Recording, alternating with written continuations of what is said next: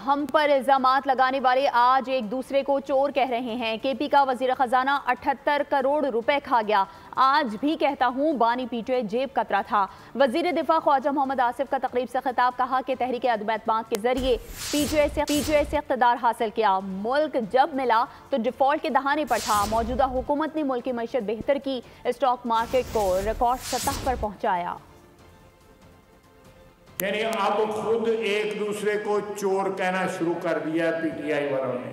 PTI ने अपने वजीर खजाना जो है केपी का बताया कि 78 करोड़ रुपए खा गया। पीटीआई वालों ने उसके ऊपर जो है तहरीक पेश की है अपनी पार्टी के अंदर। इमरान खान जेब कतरा था, अव्वल और आखिर जेब कतरा था।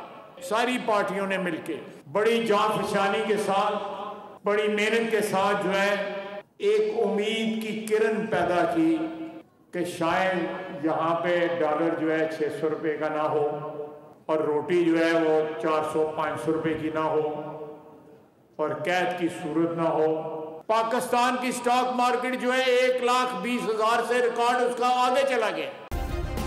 सब्सक्राइब करें और बेल दबाएं ताकि कोई खबर रह न जाए।